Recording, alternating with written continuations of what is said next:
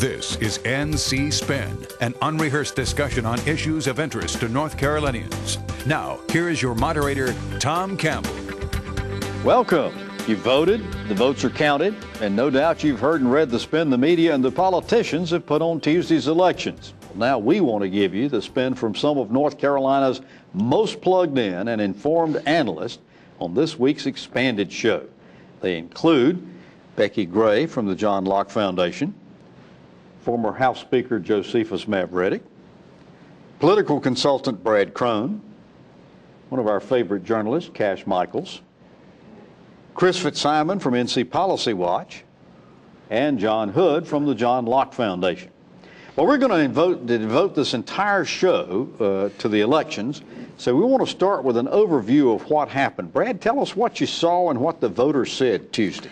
Tom, historic turnout for an off-year election at 44%. The average has usually been between 40 and 42%. I think 2.9 million people went to the polls. Unaffiliated voters on average broke about 60% for Republicans, 40% for Democrats at the federal and at the state level. And also in rural and suburban regions of the state, Democrats had high crossover numbers, meaning 11, 12, 13, even 14% of Democrats went in and voted for Republican candidates. And that fueled a huge Republican victory at the federal level and at the state level, and a whole lot of voter discontent. And the anchor around the neck of Democrats going into the election was President Obama, no doubt. John, one of the things that I found interesting was the continuing Democratic vote of the urban areas of North Carolina, Charlotte, Meck, Greensboro, Winston-Salem, Raleigh, Durham. Any explanation for this? Well, what you have is an ongoing process of voter sorting. You had voters who might have once lived in a Charlotte or Raleigh or Cary, who were swing voters or Republican-leaning voters. Well, they now live in Union County. They live in Johnston County. And so you have, a place like Mecklenburg County, which at one point was one of the few places Republicans could win in urban areas, now actually perform better for Hagan, much better for Hagan than Wake County did in terms of total votes cast. Becki, you did a blog after the election saying that all of this discussion about voter suppression, certainly with all of the early voting that took place and the large turnout, just didn't happen. Some of the changes, again, even with the changes to the early voting was still up about 20% than it was in the last election. As Brad mentioned, high voter turnout. So we're still going through those numbers, sorting through who voted when, comparing it to 2010, which is really the most accurate comparison that we could make with that. But it certainly looks like Tom, there that's are... what I'm saying real quick. There's a lot of dispute about the voter turnout numbers and were they really higher somewhere. The reason why there's a dispute is that if you go back far enough, you have a lot fewer people register. Right. And once motor voter happened, you have a larger universe. So you actually, if you're going to compare back in time, you have to use a different measure against the voting age population. And when you do that, 2014 was higher than average. Cash, was it the Senate race that turned them out? Was that what brought people to the polls, the large numbers? Well, there's no question, because you mentioned a million commercials. So folks, every time you turned on the TV, somebody was paying for an ad, either for or against Tillis or Hagan, so you had no choice but to pay attention. And I think that folks wanted to weigh in. They wanted to have a say, and Lord knows they waited on those lines. I disagree with Becki by their cutting the amount of days, even though they extended the hours. Places where I've normally voted before were much longer lines, and folks felt it too. They didn't like it. So, Chris, so far as your overview of the election is concerned, men, women split, racial split, what did you see going on? I thought one thing I've seen break down in North Carolina and other states is there was a significant age split. The younger voters are voting Democratic. There were fewer younger voters percentage-wise voted in this election as voted in the last election. Happened around the country. The older voters voted more frequently, or a higher percentage were older voters, and that helped the Republicans. And the older voters, Joe, as it turns out from what we're able to determine, voted very heavily Republican, particularly white voters also. Yeah, the thing that interests me about this election was so many of the political thumb rules kind of got busted. The effect of incumbency, weather, early voting, a lot of changes. Well, I want to make one quick point. One thumb rule did hold, which is in the 6th year of a two-term president is usually a disaster for his party. 1986, Ronald Reagan, one of the most popular presidents, lost 8 Senate seats in his party, which is similar to what happened this year to President Obama. Except that in 1986, the Republicans gained a whole bunch of governorships. It was a muddier outcome. All right, the headline event obviously was the U.S. Senate race. We've got to talk about that. $111 million spent, more than 1 million TV ads, mostly by independent expenditure groups. We know what happened. Tom Tillis won. I thought that Tillis made a very interesting comment, Joe, in his speech, in which he said, no doubt some people voted for me, but this was really a referendum against President Obama. Well, I think that's absolutely true. I think if you look at the Republican strategy nationwide, the #1 item was go against Obama and the Obama programs. And the fact that we know if we pass things that came from the House through the Senate, Obama would veto them. And the economy is not nearly what people would have expected after 6 years of change. And so I think that's right on. Voters couldn't vote for Obama on the ballot, but his policies were on the ballot, and they held the Democrats accountable on the ballot up and down the level, from the federal level down to the state level. All right, so we've talked about this. Where does this make the state fall philosophically now? We've talked about red state, blue state, purple state. Chris, are we solidly red now? I think we're leaning a tiny bit red. I think we're still solidly purple. I mean, this margin, remember, Tom Tillis was elected by less than 50% of the people in North Carolina. He won by a percentage point, a little more than a percentage point. This is still an evenly divided state, and I think you'll see very close elections in the U.S. Senate race and the governor's race in 2016. I got to mention here that Tillis's victory was the vote that actually flipped the Senate so far as the Republicans were concerned. And my understanding, Becki, is that Senator Richard Burr stands in line now to be chairman of the Senate Armed Services Committee, which could be a big plum for North Carolina. Right. All of a sudden, the North Carolina delegation is more and more important. We have more influence at the federal level. But just one quick point there, too. When you add up all the votes for Republicans in the North Carolina House and the North Carolina Senate, it was about 54% of the total vote went to Republicans. So, you know, I think to Chris's point, we are a purple state, but I think we lean certainly red. You know, I disagree with both of you. I think that North Carolina is a state that in any election, whether it's a 4-year election or a 2-year or an off-year 2-year election, we could go either way from top to bottom. All right, so what does the 2016 election, which started Wednesday, what impact does all this have on 2016, Cash? Well, my first question to your question is, does the North Carolina Democratic Party have a pulse? Because I think that's highly in question right now as to whether or not they are ready to function. They are still divided. I'm sure the results of this election has divided them even more. And if they don't get their act together, 2016 is looking really bad and really weak. All right, we're going to study the legislature in just a minute. You can have additional video content from our website, ncspin.com. Read and see these NC Spin perspectives only on ncspin.com or NCSpin on Facebook. And we're tweeting at NCSpin Tweets. That's balanced debate for the old North State. After these messages, the legislative elections. NC Spin will return after these messages. My name is Bernie Teal. Sunburst Farms has been in my family for over 35 years. Last year I had to do something I'd never done before. Destroy 10 acres of good squash. I wasn't able to find enough workers. The opportunity is there. American families are demanding locally grown vegetables, and I want to provide that to them. So please tell Congress that we need immigration reform now. I was asked by someone months ago, isn't Medicaid in North Carolina broken? And my answer was no. There are parts of it that need to be improved. There are parts that need to be changed. But the whole system's not broken. There are a lot of things that are working very well. What is working well is that we have a physician-led, physician-guided team effort. It's built on the concept of physicians having medical homes, patients having medical homes. And that system that we've created in North Carolina has done wonderful work. It has saved money, it's improved quality, and we have data that demonstrates that.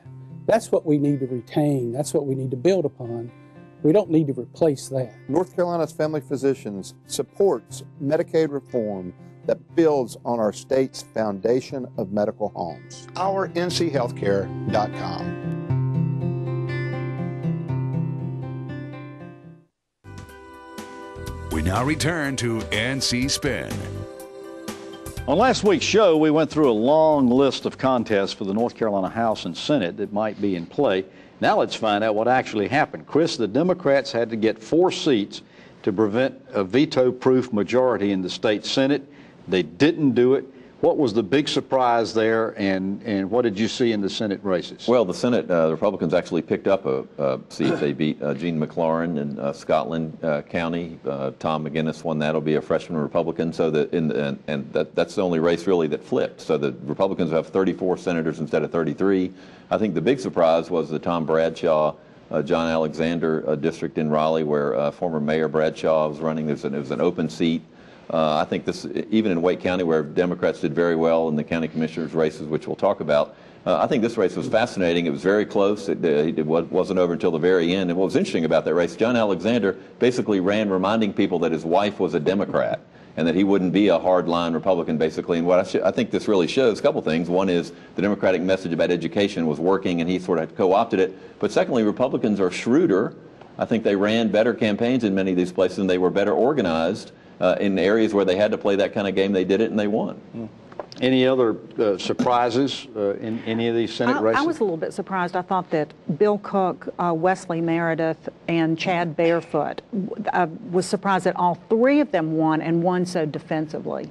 Decisively. Well, that's another example. When Chad Barefoot won, the Republican Party put $200,000 in the race 2 days before the election. $200,000. It used to be a whole Senate campaign would be $200,000. That's another example. The Republicans had the money, they focused, they used it at the last minute, and I think helped him at least with the margin. So on the House side, the Democrats picked up 3. We're going to get to the House in a minute. I want to finish with the Senate. What does this tell us about how the Senate's going to be run in 2016? Well, I think it's going to be run the same way. I think it's going to be very difficult.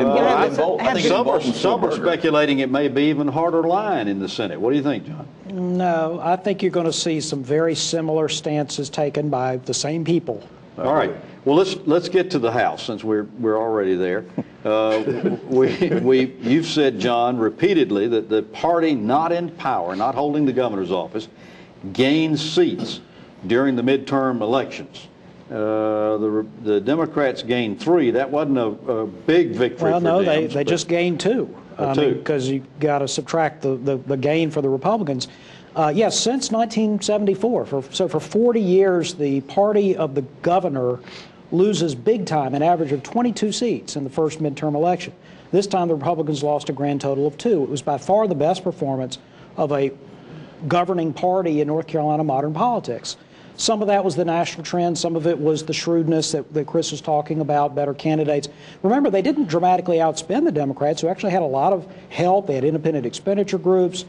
This was not determined by money, and it was not entirely, and it was not determined by gerrymandering, because even if the districts had not been gerrymandered, the Republicans would have had solid majority in the House and a fairly solid majority in the Senate. The disappointment for the Democrats is that they were anticipating maybe 7, 8, possibly 9, 10 pickup seats in the House, and the weight of the national ticket it really just took the rug out underneath them in rural and suburban parts of the state, eastern, western North Carolina. And Democrats can't win the legislature with just 7 metropolitan counties across the state. It's worth saying that, we're talking mostly about the Democrats and what they didn't do. The Republicans really upped their game on the ground. Not just the Republican Party, which hired people and brought and did all this voter mining, data mining. Yeah, we kept talking about the Democratic ground game. And there were independent groups like Americans for Prosperity that were out there contacting candidates on free market issues. And you can see this in Wake County. The Democrats desperately needed Wake County to perform in big ways for them. And of course, it voted for Kay Hagan. Only 1 legislative seat went Democratic in Wake County. There were lots of Republican and swing voters turned out for Republicans in Wake County. Joe, the Democrats had hoped they didn't have any hope of taking over the House, but they had hoped to gnaw away at some of the margins there with the idea that maybe in 2016 they could come back and take another bite out of the margins So where does this leave? Well, I think it leaves them swinging.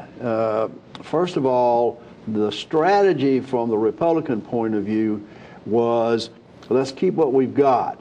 Let's embolden the Republicans that are in the House in our dealings with the Senate. We didn't lose nearly as many seats as everybody projected. Therefore, the Republican caucus in the House is a much stronger caucus. The freshmen were coming on strong at the end of the short session. They're going to be a tough crowd to deal with from the Senate's point of view next time. Cash, how does all this leave Governor McCrory? But there was some thinking that if they got rid of the supermajorities, maybe he might have a little bit more leeway in dealing with either the House and or the Senate. Where does this leave him? This is going to be funny to watch because now they are holding his reelection in their hands, so to speak. How does that relation mellow, or does it get tougher? They're full of themselves in terms of the power that they have, especially that their supermajorities have been protected. So now, how do they help him? How do they bring voters to him on 2016? Are they even interested in doing that? And Tim Moore, who is one of the candidates for the new House Speaker in 2016, gave $200,000, we understand, to some legislative candidates. What does that do so far as his potential for being able to be House Speaker?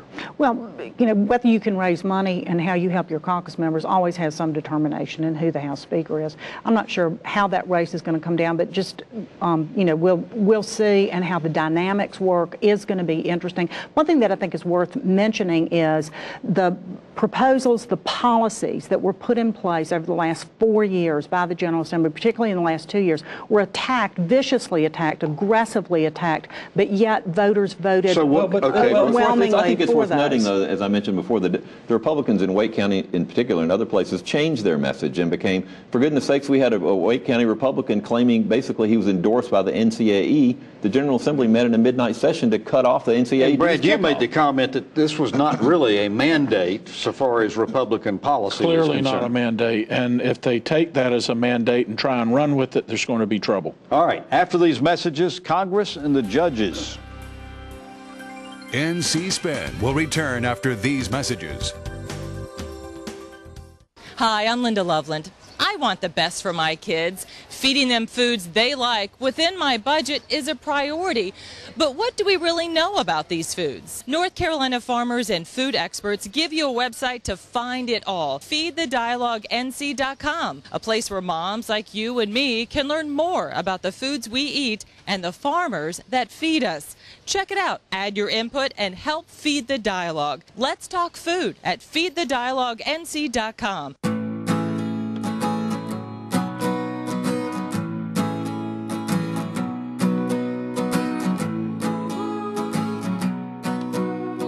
The best part about being a member of a Touchstone Energy Cooperative is that it's your Touchstone Energy Cooperative. Learn more about the power of your co-op membership at togetherwesave.com. North Carolina's Touchstone Energy Cooperatives, looking out for you. We now return to NC Spin. Prior to Tuesday's election, our congressional delegation consisted of 9 Republicans and 4 Democrats. Joe, the split's going to be 10-3 now come January. Were there any surprises there in the congressional races? None. The gerrymandered districts have performed exactly like they were supposed to. We have black in number 1 and Alma Adams won in her district. David Price could lose any day if anybody, any black in that district chooses to run. All the the vacant seats were 2 Republicans and, is that right, 2 Republicans? Yeah, the 6th and the 6th and the 7th, and Renee beat the choir boy. Anybody else find anything interesting? I don't want to follow that. I don't know if I'd call Clay a choir boy. The only thing that I found even remotely interesting, and you know, we really had to look for things here, but Robert Pittenger's race in Charlotte, where he was running unopposed, actually write-in candidates got 5 or 6% of the vote. Tea Party I thought that was the Tea Party had vowed to try to defeat him, and they couldn't do it. I'll tell you one thing, Tom. Rausser's going to be a good congressman. He's worked on staff for Senator Helms and Dole, worked in the state legislature, and I think he will be an asset for the congressional delegation. All right, I want to move to the judicial races because I think they do indeed have some more interest. The appellate courts are going to have some very intriguing cases coming up this next term. Clash, give us an overview of what you saw in the judicial contest, the Supreme Court and appellate courts. Well, if there was one place where Democrats did halfway decently, it was certainly on the courts. Outside of Chief Justice Mark Martin winning re-election handily, you had Sherry Beasley in a very tight race.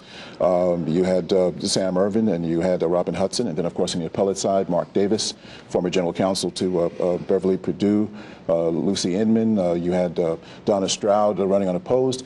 And then you had this race that had roughly 19. The cast of Survivor, actually. 19. But John Tyson, the former appellate court judge, a Republican, led with 24% and just went from neck to neck all the way. Yeah. What happened there was the Democrats prevented the Republicans from gaining in those courts. It's important not to get too carried away with it. That's a good accomplishment in a Republican year, but these courts didn't become more Democratic. They just didn't become more Republican. Right. That's the point. Was anybody surprised at the Bob Hunter-Sam Ervin race? Yeah, I was. I thought Hunter was going to win. I've said it on the show. But I also got to admit, I said Hagan was going to win by a nose also. Well, that was probably the most genteel race no that we question had about this election it. cycle. I mean, they wrote the textbook on how to campaign against each other. And I will, you know, Bob Hunter, I don't know him that well, but I admire him because he said if anybody said anything bad about Sam Ervin, he was going to come out and Tom, the real issue the courts are facing are the underfunding that have taken place over the last decade. And we're technology. We're going to see if Mark Martin's got the leadership to go to the legislature and say, I got to have more money.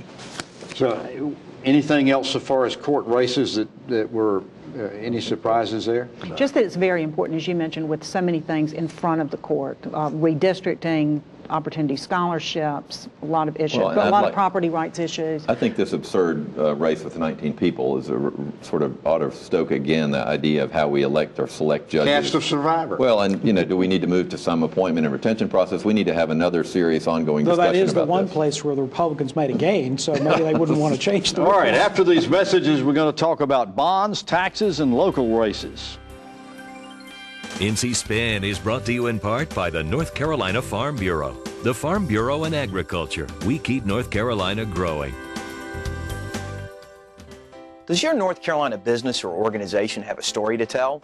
I'm Richard Campbell, and at Carolina Broadcasting and Publishing, we help tell stories that connect you to the people who will respond. We take the time to understand our clients' needs and what makes them unique. We craft their stories through the efficient use of words, images, and videos that resonate with their desired audience. We also know that a good story is incomplete without a call to action. On video, on air, online, and in print, from concept to final production, no one can help tell your story more effectively or affordably than we can. For special introductory offers, visit carolinabroadcasting.com or call 919-832-1416. Again, that's carolinabroadcasting.com. Let us help tell your story today.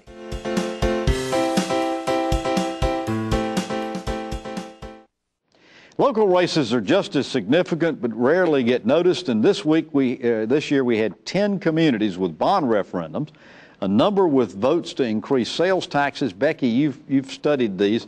Tell us how these elections were decided. Well, we had 10 votes, 10 counties voted on quarter-cent sales tax increases. Only 2 of those passed. Guilford so and 8 were defeated. Right, and just, yeah, Anson and Ashe were the 2 counties where they passed. And it was a variety of counties, large counties, small counties, you know, different parts of the state. Interestingly enough, Guilford voted on their local sales tax for the 4th time. It has been defeated now 4 times in Guilford County. All right, so how one about of these bonds? things. Okay, bonds. There were 30 bonds in about 12 different counties and every one of them passed. And they were for a variety of things.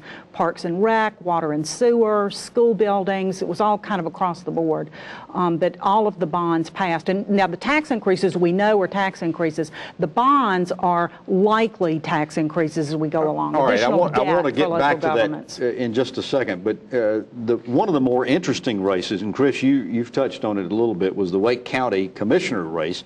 4 candidates ran together. They all 4 won. They 4 Democrats won. I mean, right. Democrats. Turned out 4 Republicans, 2 long-standing Republicans. What happened there? Well, I think this is an example of Wake County becoming more democratic. One of them is very well known, Paul Coble, who you mentioned, who's been a Raleigh Republican leader, Wake County Republican leader for a long time. So the Wake County Commission went from 4-3 Republican to 7-0 Democratic, which is a big deal in the capital city. All right, Joe, in Cash, I'm Governor McCrory. I'm watching this. 8 of these communities voted down sales tax increases. I'm getting ready to put $1 billion on the table for transportation funds in North Carolina. Am I going to take that vote to the people? Absolutely, and the reason is that every county that had a bond for infrastructure passed their bond. Can it pass, Cash? No. Yeah. No. Based on what we've seen? No, people are too sensitive to that stuff. Fascinating election. Got to have a stop at the airport before it'll pass. Got to have one bridge to collapse. All right. Well, you've heard our spin on this election. To stay informed all during the week, give your feedback, read our weekly column. Be sure to visit our website, ncspin.com, or catch NC Spin on Facebook. We hope you'll join us next week when we return to our normal format and take on more issues of interest to the people of North Carolina.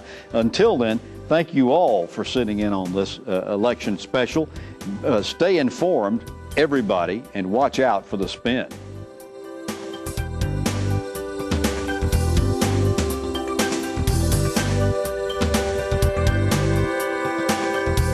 Join us next week and get the spin on issues facing our state.